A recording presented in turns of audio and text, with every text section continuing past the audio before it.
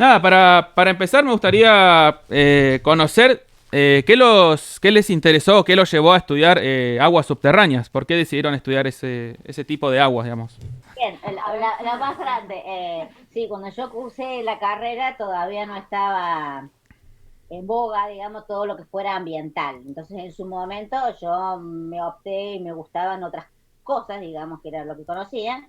Y después cuando vi realmente cómo se estaba trabajando en el extranjero, fundamentalmente yo estaba viviendo en Alemania en ese momento, cómo se trabajaba en todo lo que tuviera que ver con aspectos de contaminación, fundamentalmente, Ujú. el impacto ambiental y todo ese tipo de temáticas, me fascinó y acá justo en ese momento se empezó a dictar una especialidad en geología ambiental que la pude cursar, fue una sola corte, y ahí, bueno, es como que uno empieza a descubrir temas que antes no tenía previsto porque anteriormente o hace algunos años esto no estaba. Es más, Mm. sigue sin estar en todas las currículas de geología del país. No Ujú. todos tienen temáticas ambientales.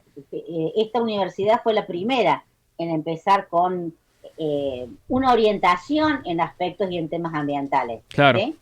bien. Los chicos ya cursaron con eso en la currícula, digamos. Así Ah, que cuando claro, uno...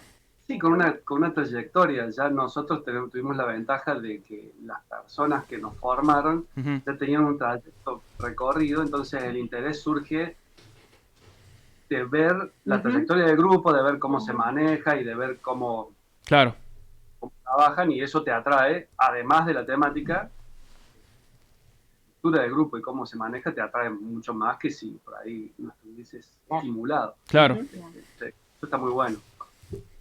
Em, Sí. Los que estamos en el tema es como que somos muy apasionados de lo que hacemos, entonces claro, sí, sí, sí, sí. como los contagiamos un poco y a algunos les gustó, obviamente otros ya vienen con otra idea y siguen, o cuando se reciben, viste que como todos están formados para trabajar en todas las temáticas geológicas, por eso el título de geólogo, de licenciado en geología que da la universidad, Claro, bueno, si tienen trabajo en petróleo, van a petróleo o a minería o en lo que salga, no todos tienen la posibilidad de trabajar siempre lo que les gusta. claro.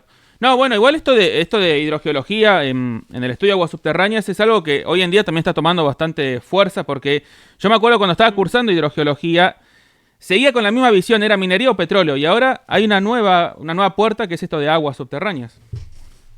Uh -huh. Sí. Bueno, y ustedes como, para alguien que no sepa qué es la geohidrología, ¿cómo se lo definirían para una persona que no sepa qué es? Y básicamente es difícil a veces transmitírselo a alguien que nunca escuchó del tema, Claro, porque estudiamos cosas que no se ven. Bueno, el logo de la AIH hace poco fue eh, estudiar lo invisible. Entonces, eh, es un poco El difícil, lema. y sí, el lema.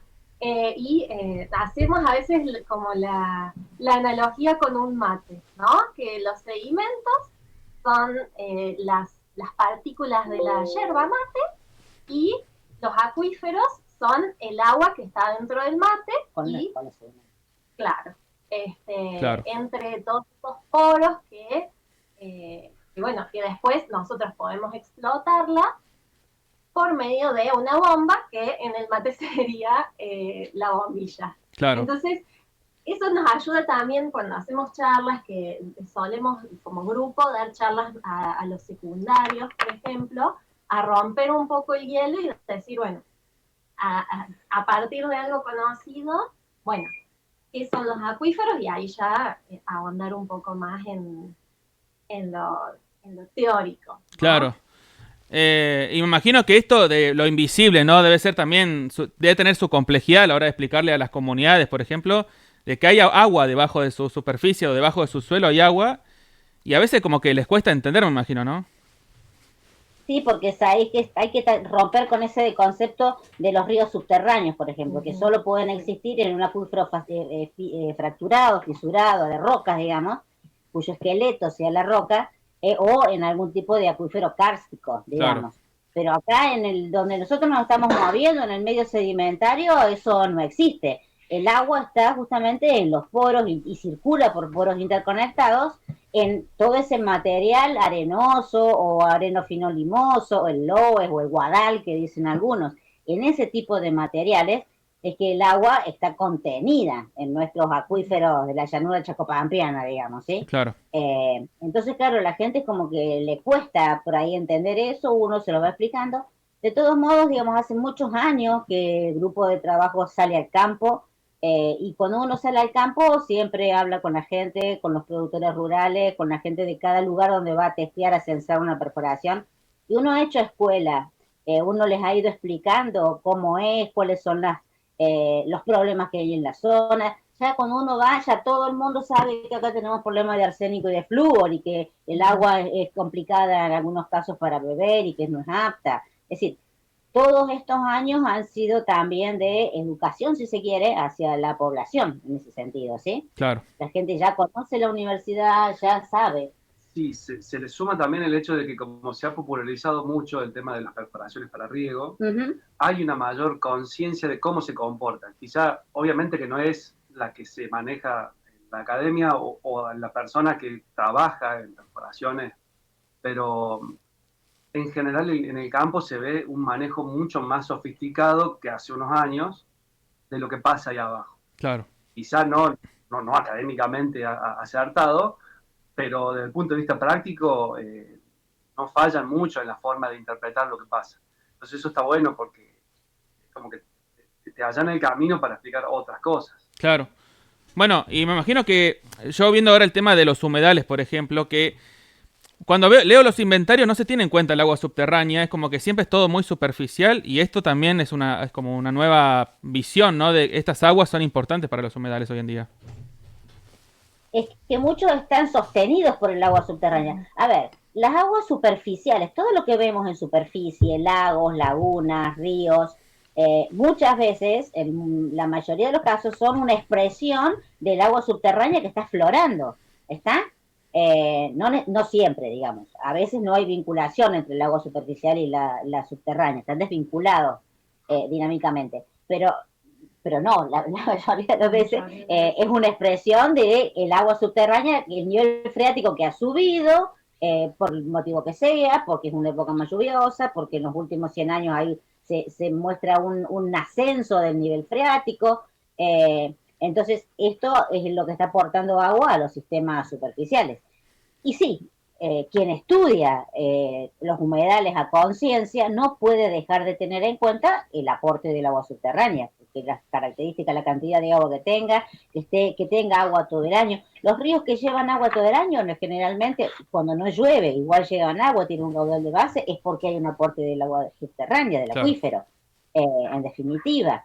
Entonces, los grupos que están estudiando a conciencia sí tienen que tener en cuenta todos los aspectos, digamos, ¿sí? Bien. El origen del agua de ese sistema, ¿no? ¿De dónde proviene? Lo que pasa es que el gancho para cuidar los humedales o para popularizar el tema de la concientización sobre humedales siempre fue un gancho más biológico.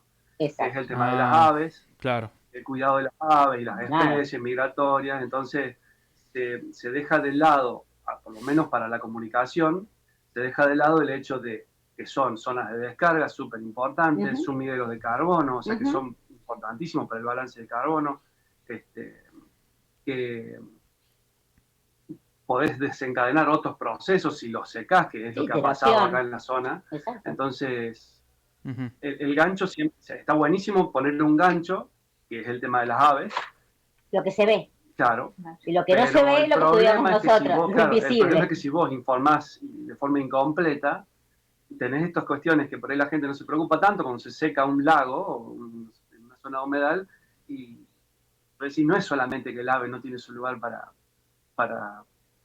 ir para existir, para migrar. Vivir, sí. Tenés otras cuestiones como tema del, insisto, el balance de carbono es súper importante, no se lo toca.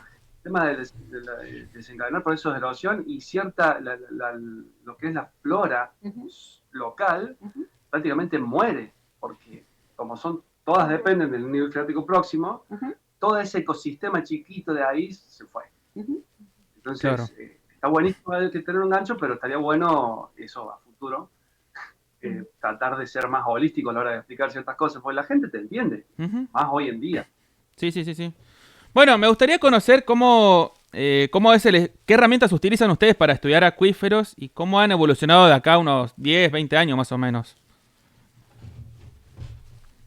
Bueno, ahí lo charlamos un poco. Uno dice herramientas, a ver, una herramienta puede ser algo físico, decir, bueno, para ir al campo necesitamos equipamiento de campo, necesitamos sondas para medir nivel, que las podemos hacer nosotros, caseras, de hecho teníamos, y a medida que fue evolucionando y que uno puede llegar a tener dinero de los proyectos de investigación, porque son cosas carísimas, entonces empezamos a tener sondas que uno las compra, que ya tienen, son de señal lumínica y sonora, y con cintas graduadas, para ver todos los aspectos químicos, para poder medir in situ algunos parámetros. Uno debe llevar, por ejemplo, sondas multiparamétricas para ver in situ el oxígeno disuelto, las concentraciones, la temperatura, que si no la medís ahí, nunca más, en el momento que te ponga la muestra, la conductividad, hay parámetros que uno mide in situ.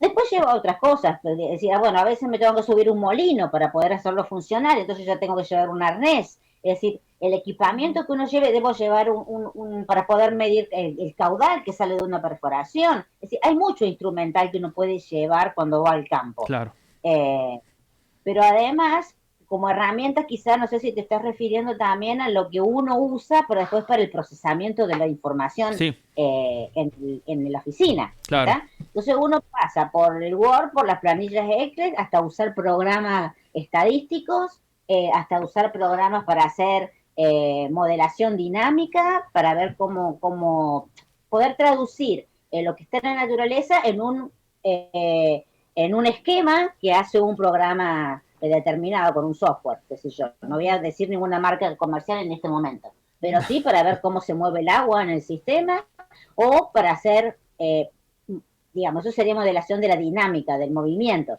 o de la modelación geoquímica, cómo se comporta el agua, por qué adquiere determinadas sales, determinados iones, para hacer mezclas de agua, usamos isótopos, digamos, hay aparatos para poder hacer determinaciones en laboratorio de cada una de esas cosas que tiene el agua. Digamos, el agua no es solo H2O. El agua, una muestra de agua, vos la llevas a un laboratorio que tenga capacidad para encontrar pequeñas concentraciones de determinados iones, y directamente podés encontrar, aniones, cationes, podés encontrar la tabla periódica completa. Claro. ¿Estamos? Entonces, la historia es que tener la aparatología para hacerlo. Hay cosas que las hacemos en nuestro propio laboratorio de geoquímica de aguas de acá del departamento, y otras que tenemos que mandar afuera. Hacer isótopos, dependiendo si son isótopos estables, lo haremos acá en Argentina, y hay otros que hemos trabajado en Canadá o en Viena o en otros lugares en donde uno manda la muestra.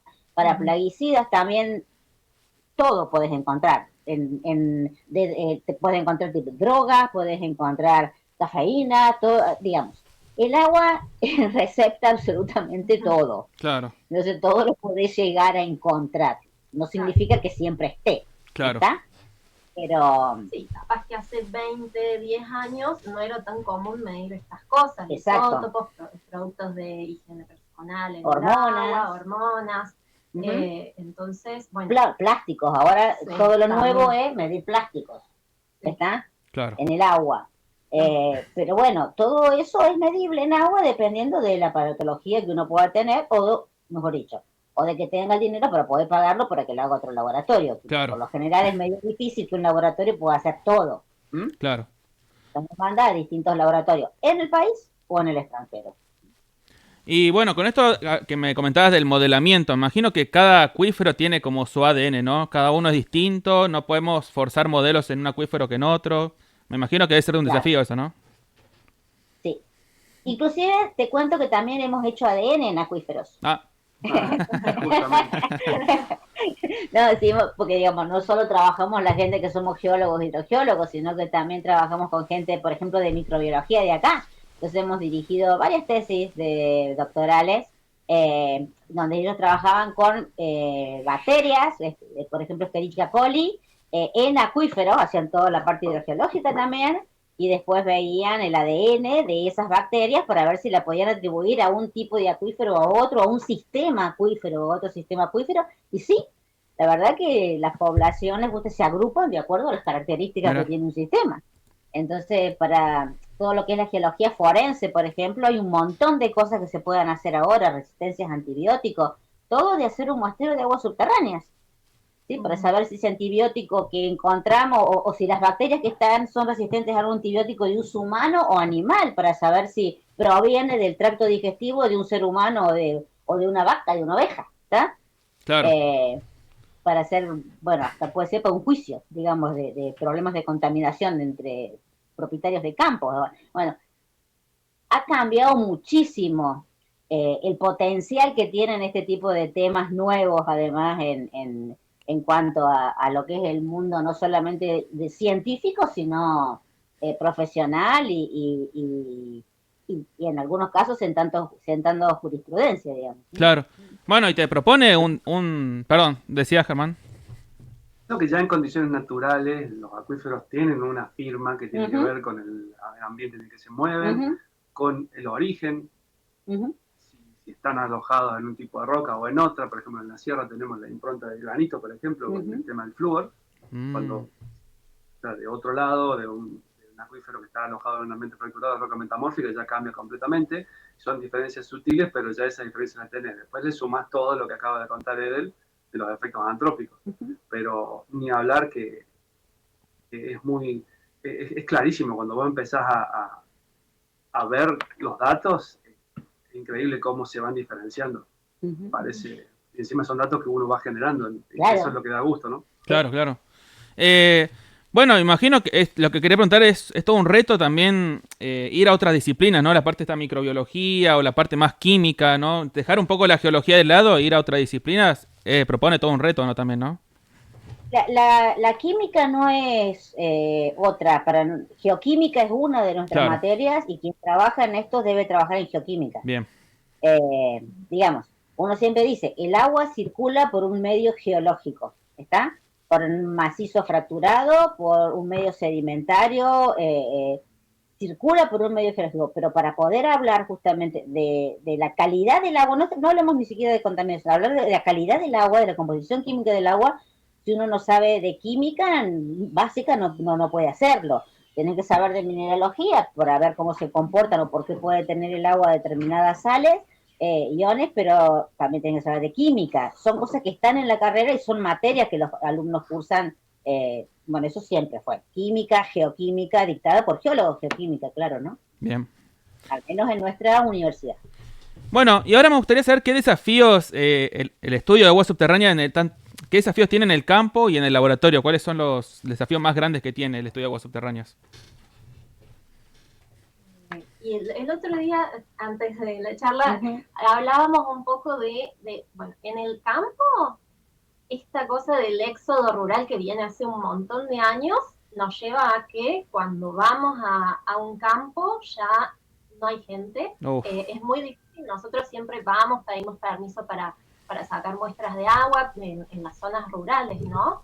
Y bueno, encontramos que está todo desmantelado y solamente están cultivados. Claro. Como ya en la llanura hay zonas que prácticamente no tienen animales, no hay gente viviendo ahí o no hay gente cuidando el campo. Entonces, bueno, obviamente sin permiso no vamos a sacar una muestra, ¿no? Y se nos suele complicar en el campo más por ese lado, ¿no?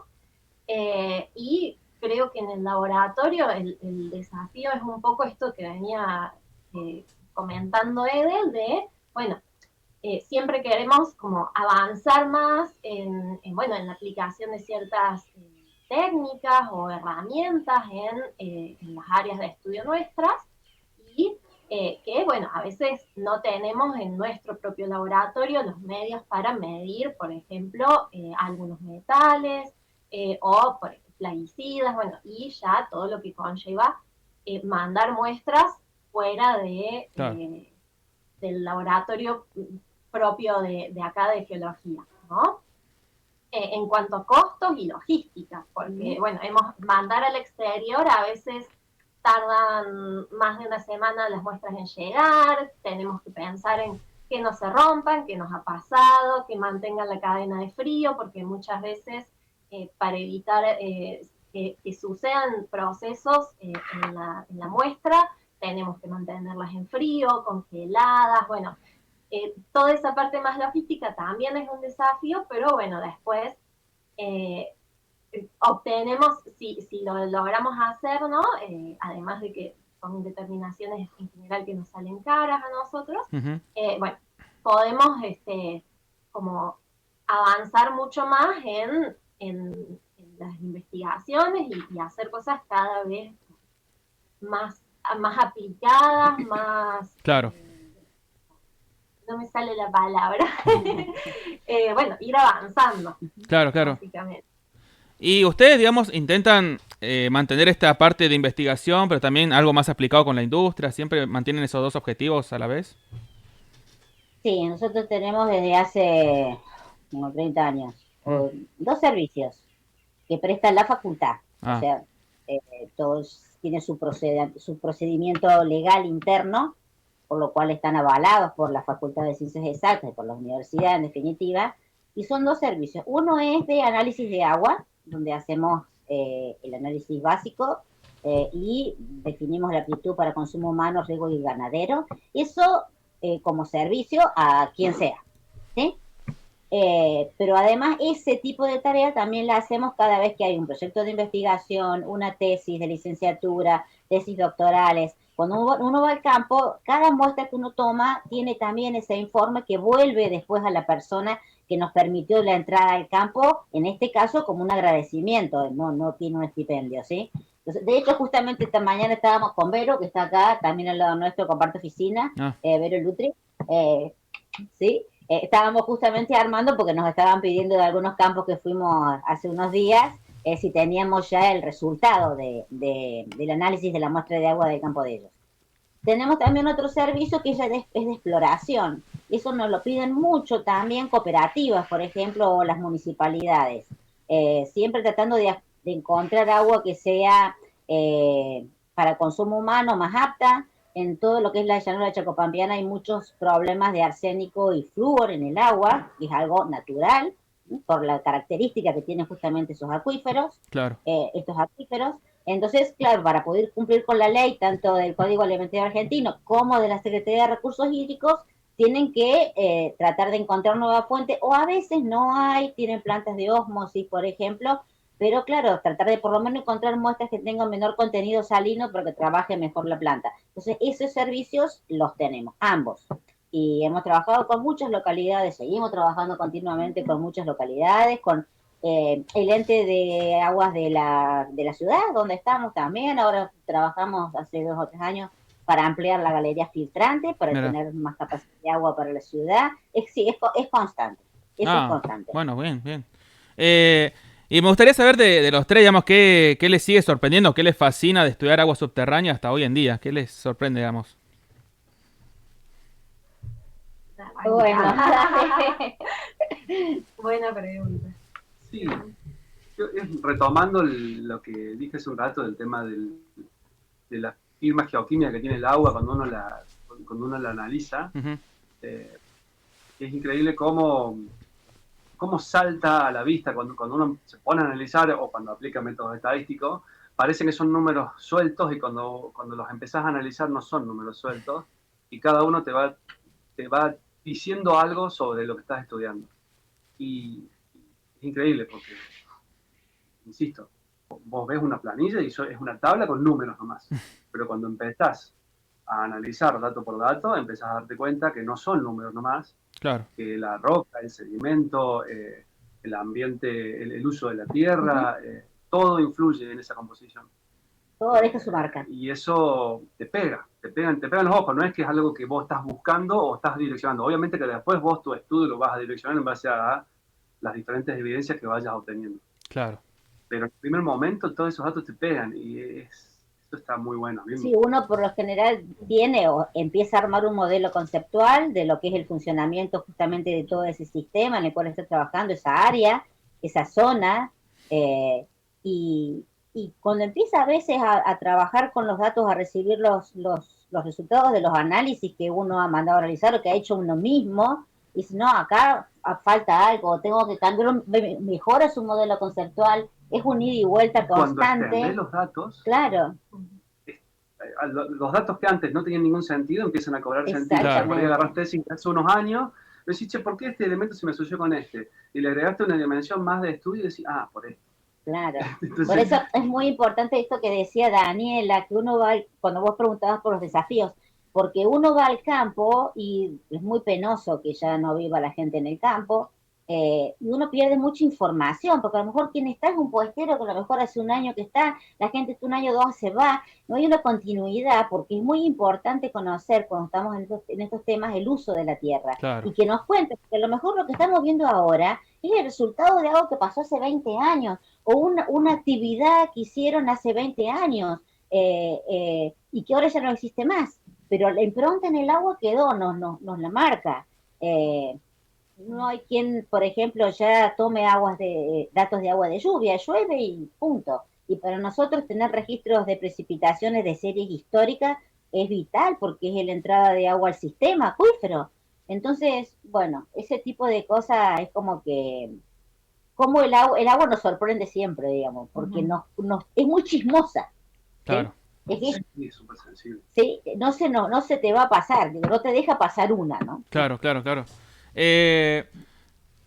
Bueno, y algo me gustaría saber es el tema de este factor antrópico que vienen mencionando, digamos, cómo influye la actividad humana en las aguas subterráneas y si realmente hay conciencia sobre este tema. Dale, abre sí, bueno, obvio. Sí, y depende también del ámbito en el que trabajemos. Nosotros en general trabajamos tal vez en ámbitos más rurales, no tanto urbanos, en las tesis doctorales, por ejemplo, y no hay tanta conciencia. Depende también, obviamente, de la persona, ¿no? Pero por ejemplo, pensando en toda la parte agrícola, está centrada en el suelo y no se piensa más allá de lo que pasa en el suelo, que bueno, me estoy quedando sin nutrientes, tengo que fertilizar, tengo que abonar y de ahí no pasa, ¿no? Y hay un montón de procesos biológicos, ¿no? Biológicos también, que determinan si voy a tener contaminación o no en el acuífero, ¿no? Y eso va a llegar, ese contaminante puede o no llegar al acuífero. Claro. Y igualmente está la importancia esta del agua y del acceso al agua, pero no tanto de su calidad. La gente en general en los campos no la lleva a analizar, nos ha pasado mucho que, bueno, tomaban el agua del molino y nunca la habían analizado y resultaba que, por ejemplo, tenía arsénico y flúor en cantidades por encima de los límites permitidos, o nitratos, que es otro indicador de contaminación, por ejemplo, la cercanía del pozonero a la casa al molino, ¿no? Que va desde, bueno, cosas grandes como la agricultura a gran escala, ¿no? Con toda la tecnología que se pone, hasta tener una huerta al lado del molino, que a veces si se la fertiliza puede haber contaminación, ¿no? O un pozonero de la casa, o bueno, también en zonas urbanas, por basurales, ¿no? A veces nosotros como usuarios también, ¿no? No dimensionamos que la basura que generamos puede ir a un entierro sanitario o un basural, cuáles son las diferencias entre uno y el otro y cuáles son los impactos que pueden hacer en el medio en general. Claro. ¿No? Sí, como geólogos, porque somos profesionales de la geología, trabajamos en hidrogeología en la parte de investigación, se quiere, o de extensión, pero como geólogos que somos formados en la geología, muchas veces somos discriminados o o si se quiere, negados, por todo lo que implica las actividades de minería, la megaminería y la contaminación por las actividades mineras, y nos pegan mal por ese lado, como que fuera realmente grandes problemas de contaminación, que yo no voy a negar que puedan ser, puede quedar para otra charla, lo habrás charlado quizá con la gente que trabaja en el tema, pero nadie ve lo que pasa con las actividades agrícolas-ganaderas, por ejemplo. No hay contaminación más extensa, más difusa, más grande que la que realizan las actividades agrícolas. Porque una actividad minera podrá justamente contaminar, pero va a ser in situ. Aclaremos que las plumas de contaminación no tienen kilómetros. Lo que pasa en Catamarca no llega a Buenos Aires. ¿Está? Pero cuando hablamos justamente de aspectos agrícolas, la contaminación es general, es difusa, abarca todo. Entonces, prácticamente no hay acuíferos, prácticamente creo que no hemos encontrado en todo lo que hemos trabajado acuíferos que no estén contaminados. Eso no significa que el agua no sea apta para consumo, ¿está? Claro. Por ejemplo, con nitratos, si tiene la concentración natural, digamos, en un acuífero, puede estar entre los 10, 12, 15, ponerle microgramos litros. Pero el código de aguas y si se quieren, las normativas provinciales permiten 45 miligramos litros. Es decir, que se puede seguir tomando esa agua, pero ya evidencia problemas de llegada de un impacto de nitrógeno por actividades antrópicas. ¿Estamos? Claro. Entonces, todo lo que tenga que ver con contaminación es un tema bastante arduo, es un tema que hay que tratarlo con cuidado para que después no se haga amarillismo por parte de los medios de comunicación, para que no salgan a decir lo que no es, que no asusten a la gente, y que tomen conciencia de qué es lo que realmente contamina, y no por eso vamos a dejar de sembrar y no se va a dejar de cultivar, pero también hay otras profesiones que tienen que empezar a hacer su trabajo también, ser más conscientes. Plaguicidas encontramos hasta en agua de lluvia, que a veces decimos, bueno, este acuífero el agua no la pueden consumir porque no es apta para consumo, la gente cosecha agua de lluvias en el campo, a veces porque es muy salada naturalmente, ni siquiera porque esté contaminada. Que cosechan agua de lluvia, resulta que hemos detectado atracina, hemos detectado glifosato en agua de lluvia, AMPA en agua de lluvia. Entonces vos decís, qué pena. Y eso es porque no han hecho una gestión adecuada justamente de ese recurso. No lo han cuidado, digamos. Entonces, creo que queda, hablando de los desafíos, ese es un gran desafío. Por delante, a futuro, concientizar en ese aspecto, pero a nivel global. Lo que pasa es que pasa con estas cosas, hay un problema. Primero que hay un estilo de vida, claro, que se va a cuidar, se va a defender de todo lo que, cuando uno habla de impacto, obviamente está amenazando un estilo de producción. La discusión siempre termina se termina asumiendo a eso. Cuando un minero trabaja en el petróleo, cuando un petrolero te defiende la actividad petrolera y te dice no pasa nada, hay una componente que es de verdad, que sí, si se hace bien, no es que no pasa nada, pero el impacto es mínimo, pero hay otra proporción de ese comentario que es mi laburo. Entonces, eso por un lado. Por el otro, la ciencia va a paso de tortuga al lado de las regulaciones que uno puede llegar a hacer. Entonces, cuando ya recibimos el impacto, ya a veces, casi siempre, es re tarde. Entonces, no sé cuál será la solución. Pero, claro, porque no podés hacer lo que han hecho en Europa, que han dicho, bueno, cerramos todas las minas, pero las trajeron al hemisferio sur. Pero las cerraron cuando ya... exactamente. Antes, exactamente. Decían en las clases de historia del secundario, nos contaban que vos podías cruzar toda Europa desde Gibraltar hasta los Urales, trepado en árbol. Claro. Hoy no, vos vives Europa y no hay un árbol para claro, el medio. Claro. Entonces, obviamente, ellos impactaron todo lo que pudieron impactar y ya no queda más nada. Pero hoy lo que por ahí yo veo, y un desafío interesante a futuro, es esta cuestión de decir, bueno, a ver, ¿cómo hacemos regulaciones que sean resistentes al tiempo y que no permitan que sigamos degradando el ambiente de esta manera? Claro. Porque podemos discutir un montón de cosas, pero que el ambiente se está degradando a un ritmo alarmante, eso es una realidad. Después de lo demás, emisiones de carbono, más o menos, podemos discutirlas si querés, pero el suelo se está degradando. El acuífero, digamos, si no tenés agua. Entonces, yo creo que esa parte está... Claro, porque después si el agua ya no es apta, lo que implica es más tecnología, más costos, más aparatología, para purificar después el agua que vas a tomar, que no siempre se puede. Entonces, ¿cómo haces? Todo implica después más costos. Más Claro. costos para la producción, más costos para la distribución, para la llegada a la gente, en definitiva. Digamos, si vos dejás de tener agua que naturalmente hubiera sido apta para consumo, que en definitiva, digamos, es lo que uno está buscando. Y que a veces ¿no? no implica un cambio sustancial, sino un manejo diferente. Apropiado, sí. Porque a veces no es solamente, no usemos más estas cosas, no es no usar más, es... No, hacer perímetros de protección. De hecho, hay lugares en donde cuesta mucho encontrar agua que, por ejemplo, tenga bajo contenido salino, que la cantidad de sales sean las aptas para el consumo. Y vos decís, bueno, encontramos bolsones de agua que realmente cumplían con las normativas y tenían todo contaminado con nitrato. Por la misma gente, la misma gente del lugar. Entonces, bueno, perfecto, hagan perímetros de protección, a menos de 500 metros no pongan determinado emprendimiento. Es educación también en muchos casos.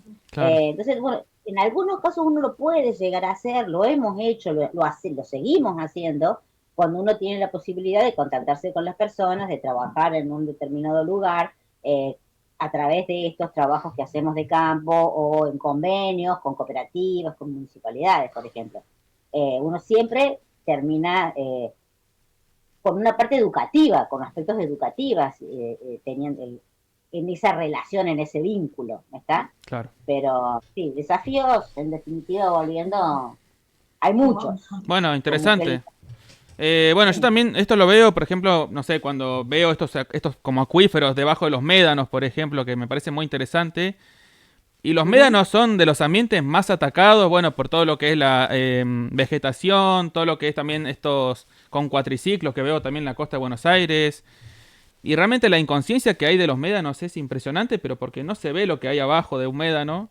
O también uno lo veo en estas pequeñas lagunitas en la llanura pampeana, también, o chaco pampeana, donde me hace parecer a los hongos, ¿no? Que uno ve una partecita nomás, pero debajo hay toda una red de aguas subterráneas que no lo ve, pero es sumamente importante. Sí, por eso es tan importante el lema que surgió el año pasado, que era lo invisible, ¿sí? Lo Exactamente. invisible. Visibilizar lo Eh, invisible. bueno, ya hablamos de los desafíos. Antes de pasar a las preguntas, que dejaron algunas preguntas ahí el público, me gustaría qué consejos le darían más que nada a los jóvenes, ¿no? A los estudiantes o que se quieran dedicar a este estudio de aguas subterráneas, qué consejos le darían para sus primeros pasos, digamos. Bueno, primero que les tiene que gustar. Eso es lo más importante, digamos, ¿no? La geología es que es muy diversa. Quizá porque estamos hablando, los tres somos geólogos. Eh, la geología es muy diversa, uno puede aplicar a muchos campos, a muchos tipos de trabajo. En un primer momento uno por ahí empieza a trabajar en lo que consigue, en lo que tiene, pero cuando uno dice yo me quiero dedicar a esto, tiene que tener pasión y tiene que gustarle eso. Si uno no tiene pasión por lo que hace, eh, no lo va a disfrutar, porque como en todo, siempre hay dificultades, palos en la rueda, hay contratiempos. Entonces, poder sortear todo eso solo se hace si uno le gusta y tiene pasión por lo que está haciendo. Definitiva. Que se formen, la formación es continua, uno no deja de formarse nunca, porque por lo que te estamos contando, la ciencia avanza todo el tiempo salen nuevos programas, nuevas cosas para hacer, nuevas metodologías. Uno tiene que seguir estudiando siempre, tienen que estar dispuestos a estudiar siempre, a formarse siempre y a pensar que lo que van a hacer puede tener un impacto, una salida, porque más allá de publicar en una Q1, en una Q2, en una revista, los resultados de lo que uno hace, esa información, redunda en beneficio de la gente. Entonces es importante que la gente tenga acceso a la información. Y uno tiene que estar formado también, o tiene que poder estar capacitado para transmitir ese mensaje a la gente que necesita ese resultado, que necesita porque le puede llegar a cambiar la vida, Claro. tener agua o no, y que el agua sea o no de calidad y de cantidad. Entonces, bueno, son las cosas que se me ocurren en este momento de decirles. Pasión y ganas de seguir estudiando y de trabajar. Bien, Es eso. bien. Daniela, Germán, ¿tienen algún consejito? No, yo pienso siempre ser curiosos, pero en cualquier área, sí, que uno quiera trabajar, ¿no? Y pensar que tal vez lo mínimo que uno hace tiene impacto en otras áreas, ¿no? Entonces tener este pensamiento más holístico, enmarcado en todos los conocimientos, tanto no solo hidrogeológicos, sino geológicos, que nos da la disciplina nuestra, ¿no? Porque todo se relaciona con todo y no nos podemos olvidar de todo lo demás si yo quiero ver qué pasa en esa gota de agua. Bien. Está relacionada con absolutamente todo, con lo que pasa arriba del suelo, con lo que pasa en el suelo, con las actividades humanas, con la geología, la natural, ¿no? Entonces, bueno, hay que tener en cuenta todo eso y es una disciplina hermosa. Bien. Bueno, buenísimo. Entonces, y otra cosa, por ahí, ¿qué consejo darían también para, bueno, por ahí las primeras campañas, ¿no? El tema del muestreo, que imagino que hay que tener ciertos cuidados en algunos aspectos, ¿o no? Sí, todo depende de qué es lo que quieras hacer. Claro. Porque cada determinación que uno quiera hacer tiene su propio procedimiento, ¿sí? De trabajo en campo, del muestreo. No es lo mismo tomar una muestra para hacer un análisis básico, digamos, de concentración de, qué sé yo, sulfato, calcio, cloruro, carbonato, lo básico que hacemos, exactamente.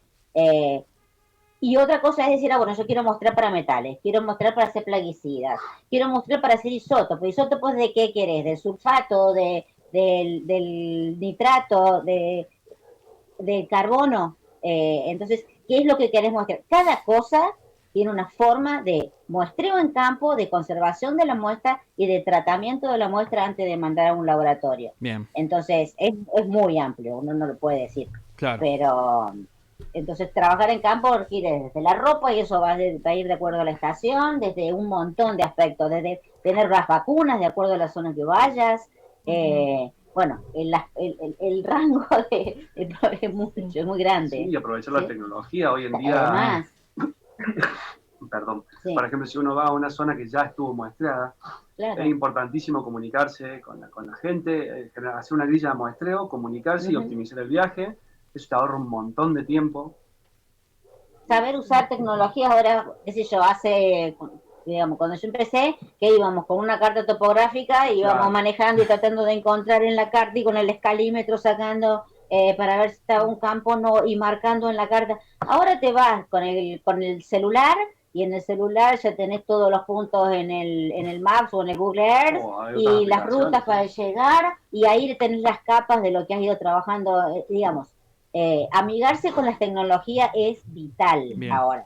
Todo lo que tenga que ver tratamiento de imágenes. Es como que pero eso hay que tener en cuenta que son herramientas. Punto. ¿Está? Bien. Con esto yo no hago nada si además no voy al campo y si no tengo un criterio hidrogeológico, que no es lo mismo, para después el tratamiento de la información y de lo que quiero mostrar, ¿no? Bien. Pero, bueno, un montón de cosas que uno tiene que hemos ido incorporando y que se van a seguir incorporando a futuro. Bien. Bueno, acá hay una pregunta del público que dice: ¿cómo se relaciona el cambio climático con la recarga y disponibilidad de aguas subterráneas? ¿Quieren contestar? Bueno, tiene que ver mucho con las precipitaciones. Cuando hablamos de cambio climático, por ahí se orienta siempre a calentamiento global, no es así. Cambio climático es cambio del clima, indica cambio de las condiciones climáticas. Bien. Eso puede ser que en un lugar aumenten las precipitaciones o disminuyan las precipitaciones, aumente la temperatura, disminuya la temperatura media anual. Eso, y con todas las combinaciones posibles entre ellos. Entonces, en definitiva, un cambio climático implica corrimiento de fronteras climáticas. ¿Está? Entonces, en una zona donde antes llovía poco, puede llover mucho. Eso va a implicar, por ejemplo, más recarga a los acuíferos y ascenso de niveles freáticos. O puede, al revés, disminuir las precipitaciones, y eso que va a haber menos recarga a los acuíferos y vamos a tener disminución de niveles freáticos. Entonces, con las consecuencias que yo acarree. Entonces, el cambio climático, bueno, afecta de esa manera, ¿no? Por ejemplo, la cuenca de Río Negro. Ejemplo más claro es ese, como una cuenca que estaba sepultada hace 6 millones de años por el tema del ascenso nivel freático, generó procesos de erosión que recrearon una cuenca que estaba instalada hace un montón de tiempo, que se conectó con el río. Así que sí, fíjate si no, si no afecta. Mira. Independientemente de que estas lluvias sean variaciones naturales, que pueden ser estamos, recurrencias centenarias. Cuando hablamos de cambio climático, estamos hablando de un periodo prolongado de tiempo como para evitarlo. Estamos hablando de variaciones anuales, interanuales. Claro. No. Bien. De hecho, las lluvias que generaron ese ascenso no se sostuvieron en el tiempo. Hoy no tenemos esa magnitud de lluvia. Bien. Entonces, cuando hablamos de cambio climático es otra envergadura, ¿no? Bien. Bueno, y después la otra es cómo se puede rastrear la fuente de agua subterránea. Bueno, hay mucho. Mirá, podemos usar isótopos estables, deuterio, oxígeno. Podemos usar elementos, trazas también, tierras raras. Con tierras raras uno hasta puede llegar a asignar, decir esto, lo que encontramos pertenece a determinado tipo de litología de roca, procede de tal lado. Pero lo más fácil, lo más común, hasta lo más económico, si se quiere, es hacerlo con isótopos del agua, digamos. Bien. ¿Sí? Bien. Bueno, sí.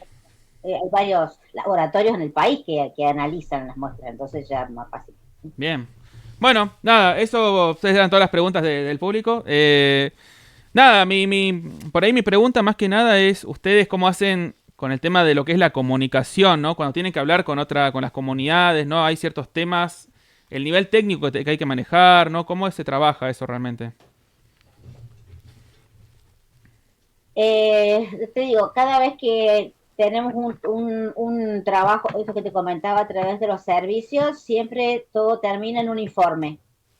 Hay un informe técnico y ese informe técnico, que es el que se presenta a quien pidió ese servicio, ese trabajo, sobre todo en los que son de exploración de agua, ¿no? Y en los otros también son informes de aptitud, pero en los que son de exploración de agua, por ejemplo, de captación de agua para consumo, por ejemplo, hay un informe escrito y después se hace una reunión con el municipio. El último grande que hicimos fue, por ejemplo, con una localidad acá cercana a Río Cuarto, en donde la cooperativa además invitó a los medios de comunicación, eso suele hacerse, invita a la gente de la población que vaya, que quiera hacer preguntas. Entonces uno cuenta el informe, todo lo que encontró, cuáles son los resultados de toda la investigación que realizó, y la gente, los periodistas, la gente puede hacer preguntas, digamos, para sacarse dudas.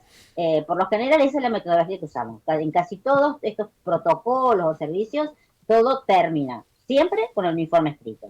Bien. Y muchas veces, incluso en pandemia, cuando justo un trabajo que habíamos terminado en 2019, teníamos que dar el informe en 2020, ir a la localidad a presentar esto, y no se pudo, entonces lo hicimos en forma virtual, en una sala virtual desde la casa, todos tenían el link, como si fuera como ahora, entonces la gente podía llegar a preguntar y nosotros lo presentamos en forma virtual, los resultados.